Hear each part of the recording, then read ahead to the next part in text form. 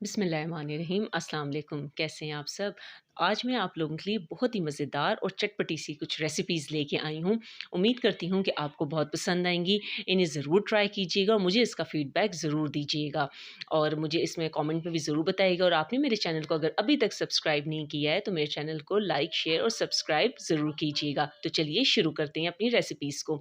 सबसे पहले हम बना रहे हैं इमली पापड़ी वाली चाट। तो इसके लिए 1 पाव बॉयल किए हुए मेरे पास काले चने थे। मैंने इन्हें वो ले लिया है। इन चनों को ओवरनाइट आप भिगो दें, कुछ भी मत डालिए और सिर्फ़ इन्हें कुकर में 20 से 25 मिनट आप उबाल लीजिए, तो ये चने उबल जाएँगे।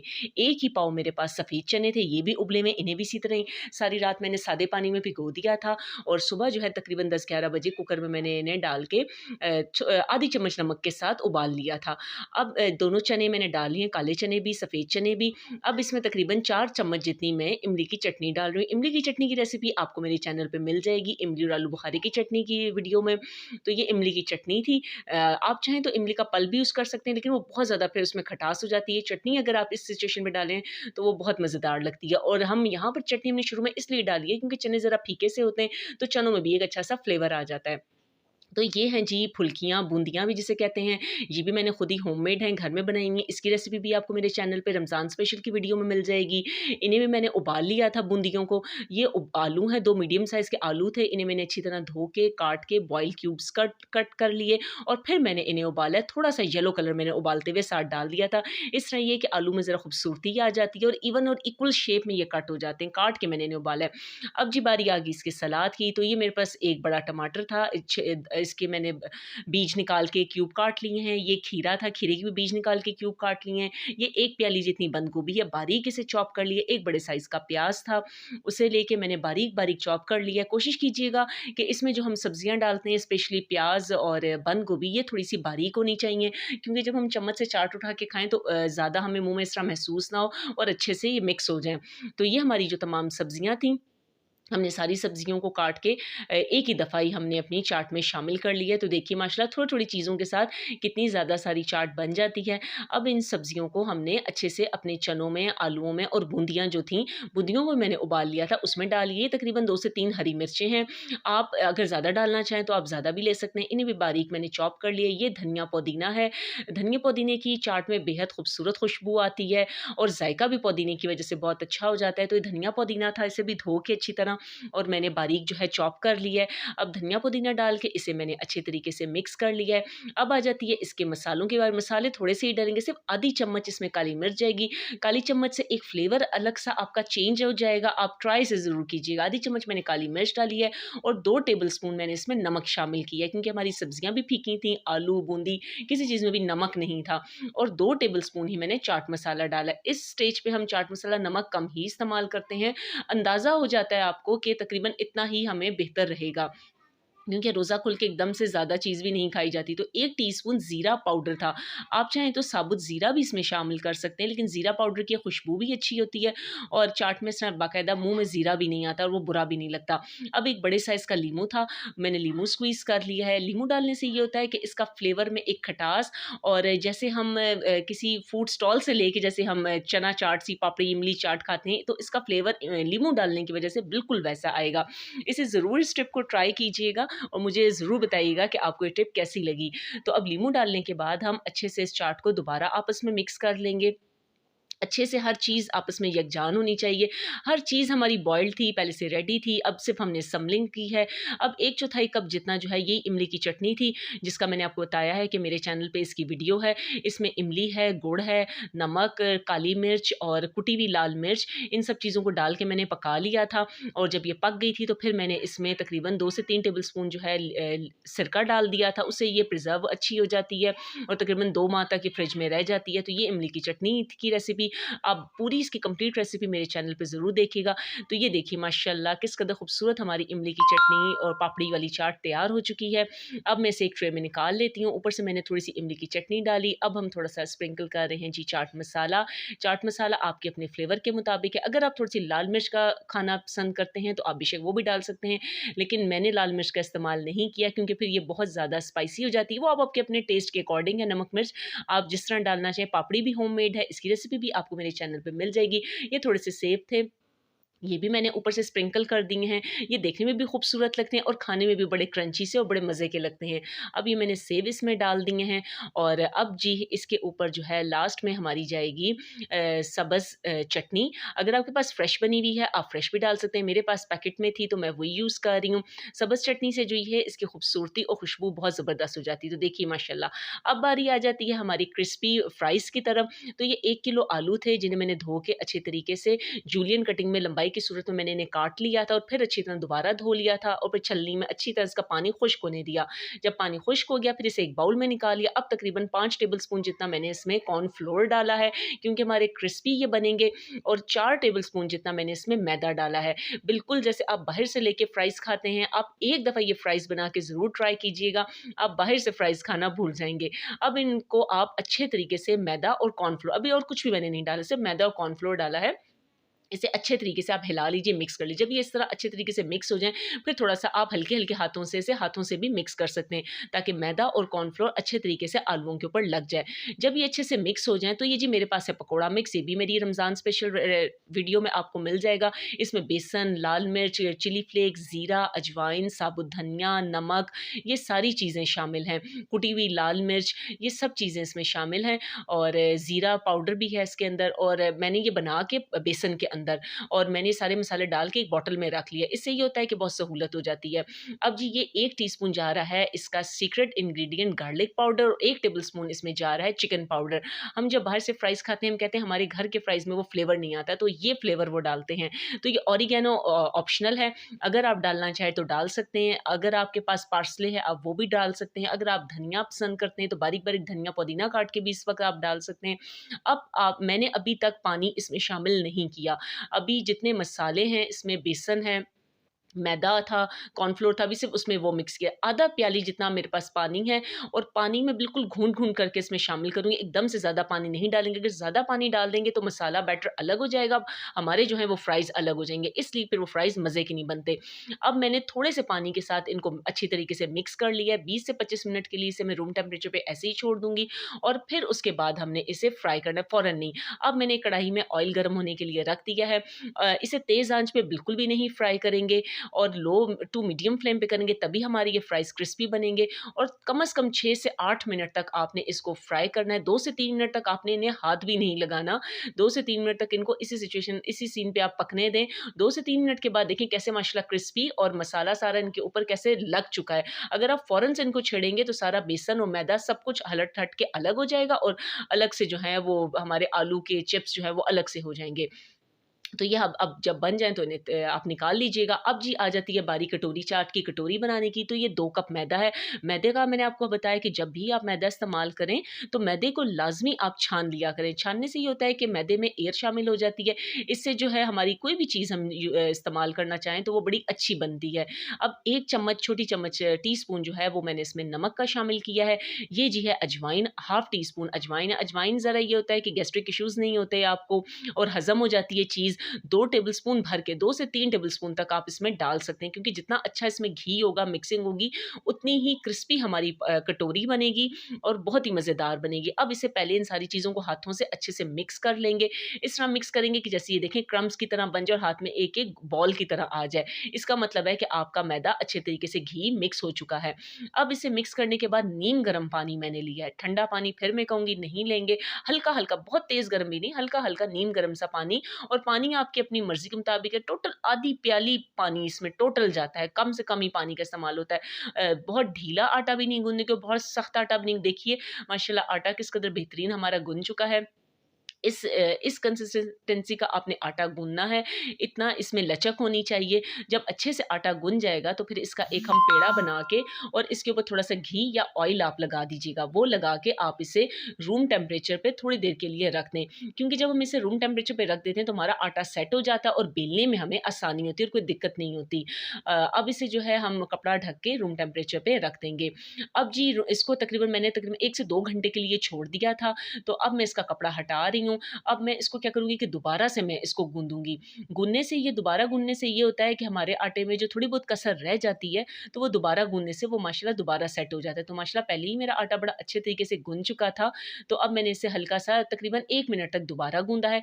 अब मैंने स्टील की कटोरियाँ ले ली हैं। आप चाहे तो किसी भी साइज़ की कटोरियाँ ले सकते हैं। मेरी थोड़ी-सी बड़े साइज़ में कटोरियाँ थी, छोटी कटोरियाँ भी मिलती हैं, आप वो भी ले सकते हैं। इवन आप जो स्टील का ग्लास होता है उसके पेंदे में भी आप ये लगा के बना सकते हैं, कोई मसला नहीं है।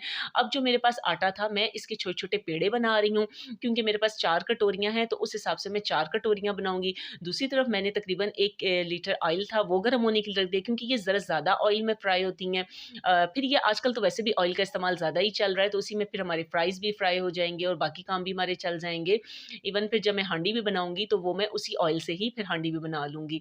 तो अब मैंने इनके छोटे-छोटे पेड़े बना लिए हैं, अब एक-एक करके हम अपनी कटोरी चाट की जो है कटोरी बनाएँगे। तो सबसे पहले हमने और थोड़ा-थोड़ा खुशका लेके हमने अपनी जो ये पेड़ा है इसको बेलना है। बहुत ज़्यादा खुशका भी नहीं लगाना, आप चाहे तो हल्का-हल्का सा घी भी इस पे लगा सकते हैं। लेकिन मैं बस हल्का-हल्का सा खुशका लगा रही हूँ और इसको फिर साथ-साथ हम बेलते जा रहे हैं। जब हमारी एक रिक्वायर्ड रोटी बेली जा चुकी है कि मुझे पता है कि मेरी कटोरी के ऊपर ये इतनी आ जाएगी, तो अब मैं इसको अच्छे से प्रेक करूँगी। प्रेक आपने अच्छे से करना है, क्योंकि अगर आप प्रेक नहीं करेंगे कटोरी के ऊपर, आप रोटी को लगाएँगे और जब आप फ्राई करेंगे ना, तो इसमें एयर बबल आ जाएँगे और एयर आने से ये होगा कहीं से जो है आपकी ये सॉरी आपकी जो पूरी सी है ये कहीं से ज़्यादा मोटी बेली जाएगी, कहीं से कम हो जाएगी, ये फूल-सी जाएगी, वो एक अजीब-सी डी शेप हो जाएगी। इसलिए इसको अच्छे से आपने प्रिक करना है। फिर ये जो आप मेरे पास देखिए सिल्वर की कटोरी है स्टील की, इसको मैं ग्रीस कर दूँगी, बहुत ज़्यादा ऑयलिंग नहीं करनी, बस हल्का-सा ऑयल ब्रश पे लगाना है और उसी को ही सारी तरफ से आपने फैला लेना है। अंदर ऑयल लगाने की ज़रूरत है नहीं, क्योंकि आटा हमारा बाहर की तरफ ही लगेगा। तो अब हम क्या करेंगे, हमने इसको अच्छे से ग्रीस कर लिया है, हमारी रोटी भी अच्छे से प्रिक होगी। अगर कहीं आपको लगे कहीं से प्रिक नहीं हुई, तो आप थोड़ा-सा दोबारा भी इसको कर सकते हैं। अब हम क्या करेंगे कि अपनी इसको कटोरी को रखेंगे काउंटर पर और इसके ऊपर अपनी रोटी रख देंगे और सबसे पहले हम इसकी साइड्स को कवर करेंगे, क्योंकि बहुत ज़्यादा बल ना आए। बस कोशिश कीजिएगा कि बल निकाल दें आप साइडों से, क्योंकि वो बल आए हुए, वो रिंकल्स आए हुए, वो खूबसूरती नहीं रहती ना, खूबसूरती भी तो चाहिए ना जी, सिर्फ खाना ही तो नहीं होता। हमने पहले खूबसूरती भी इसकी देखनी है, क्योंकि पहले आँख खाती है और फिर मुँह खाता है। तो अच्छे तरीके से इसकी साइड्स को हम कवर कर देंगे। जब हम देख लेंगे कि इसके सारे रिंकल्स निकल गए, तो अब आराम से जो है हम इसको पलट के सीधा कर लेंगे। लेकिन कोशिश कीजिए कि सारा काम बहुत एहतियात से और सुकून और तहम्मुल से कीजिए। ये कटोरी आप बेशक दिन में या सुबह भी या 1 दिन पहले भी बना के रख सकते हैं, बल्कि इन कटोरियों को अगर आप बना लें तो हफ़्ता 10 दिन इनको कुछ भी नहीं होता। इन्हें बना के आप रूम टेम्परेचर पे ठंडा होने दें 2 से 3 घंटे, फिर उसके बाद एयर टाइट बैग में डाल के रख दें। ये तकरीबन 2 हफ़्ते तक आपकी इन कटोरियों को कुछ भी नहीं होगा। जैसे आपने झटपट अगर बनानी हो तो ये कटोरियाँ पहले से अगर बनी हुई होंगी, तो बस सिर्फ़ और सिर्फ़ आपने चाट बनाया और फिलिंग कर दी और कटोरी चाट आपकी रेडी हो गई। तो अब जी देखिए, मैंने इसकी जो ऊपर वाली साइड्स थी उनको मैंने अंदर की तरफ प्रेस कर दिया है और ये इस साइड्स को मैं हल्के-हल्के हाथ से दबा रही हूँ। जल्दबाज़ी आपने नहीं करनी, सुकून के साथ आपने सारा कुछ काम करना है। अब हमने एक नाइफ़ लेनी है, नाइफ़ से जो है अब ये जो इसकी एक्स्ट्रा एजेस हैं ये हमने कट करनी है। लेकिन देखिएगा मेरा नाइफ़ का रुख किधर जा रहा है, नीचे की तरफ। ऊपर की तरफ आपने जो है कटिंग नहीं करनी, उससे जो है ये शेप ख़राब हो जाएगी। हल्के-हल्के हाथ से सुकून के साथ आपने जो है नीचे-नीचे की तरफ इसको जो है कटिंग करनी है और इसकी जो एक्स्ट्रा एजेस हैं इनको आपने हटा देना है। अब आप ये सोचेंगे कि ये आटा तो हमारा ज़ाया हो गया, बिल्कुल भी नहीं, ये आटा हमारा ज़ाया बिल्कुल भी नहीं होगा। आगे चल के मैं आपको इससे एक और रेसिपी बनाना सिखाऊँगी। तो ये देखिए, अब अगर आपको लग रहा है कि आप हाथों से इसको सेट कर लें, कोई ऐसा इश्यू नहीं है, बस घबराना नहीं है। फर्स्ट टाइम में हो जाता है कि आप कहेंगी ये क्या, ये हट रही नहीं, क्योंकि नीचे ग्रीस हुआ हुआ है, अच्छे से ये चिपक जाएगी। जब देखेंगे माशाल्लाह हमारी सेट हो गई है इसके साथ, तो इसको हम साइड पे रख देंगे और अब अगली रोटी हम बेलेंगे और अगली कटोरी बनाने की हम तैयारी कर लेंगे। दूसरी तरफ हमने ऑयल गरम होने के लिए रख दिया था, तो ऑयल को बहुत तेज़ भी हमने गरम नहीं करना, बस मीडियम टू लो फ्लेम पे रखना है और इसका कुकिंग टाइम है तकरीबन 3 से 4 मिनट। जितनी हल्की आँच पे आप दरमियानी आँच पे इसको पकाएँगे, उतनी ही ये ज़्यादा देर तक क्रिस्प रहेगी। अगर आप तेज़ आँच पे पका देंगे तो ये फ़ौरन से जल जाएगी, इसका कलर ख़राब हो जाएगा। वक़्ती आपको लगेगा ये क्रिस्प है, लेकिन 1 से 2 मिनट के बाद ये बिल्कुल नरम-नरम हो जाएगी, जैसे रोटी होती है, तो वो बिल्कुल भी मज़ा नहीं आएगा। ज़्यादा इसको छेड़ना नहीं है, बस हल्के हाथ से जो है आपने कटोरी को अंदर की तरफ से बस घुमाना है और एकदम से उलट-पुलट आपने ये काम नहीं करने। बस जब ये अच्छे तरीके से देखें ये पक जाएगी, तकरीबन 2 मिनट इसको 1 से डेढ़ मिनट इसको हो गया है, तो देखें माशाल्लाह इसने अपनी साइड्स को खुद ही छोड़ दिया है और इसके बाद जो है जब ये साइड्स अपनी अच्छी तरीके से छोड़ देगी, तो आप आराम से जो है चिमटे की मदद से जो कटोरी होगी उसको आप निकाल लेंगे।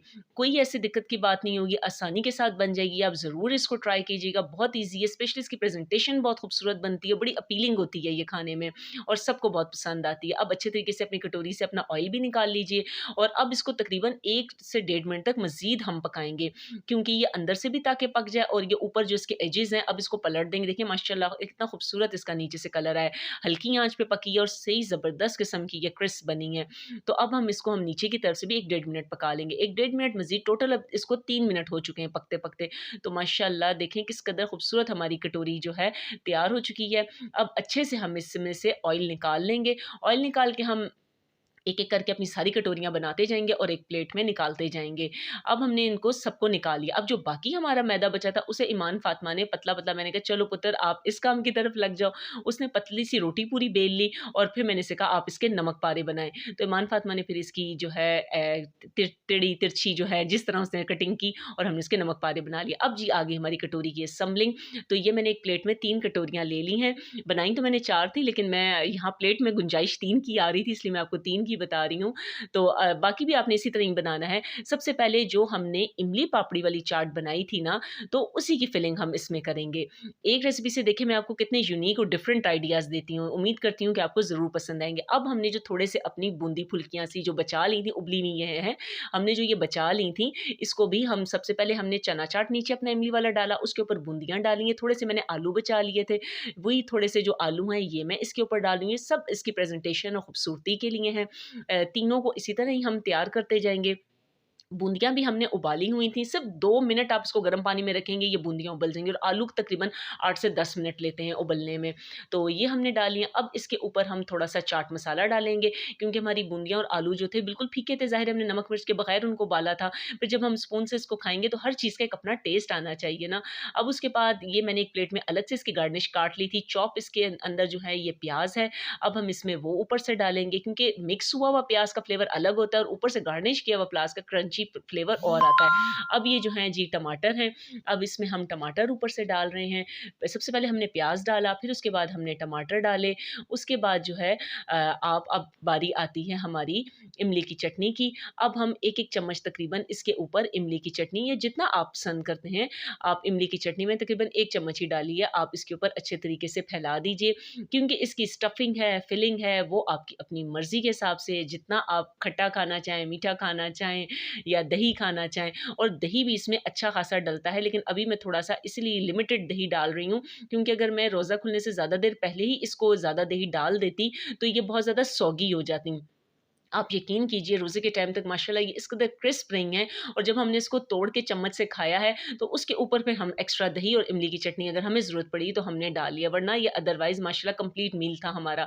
अब ये है कि मैं इसमें फिटा हुआ दही है, इसमें ना नमक है ना मिर्च है, सिर्फ़ दही डाल के और मैंने इसे फ़ॉर्क से अच्छी तरह फेंट लिया था।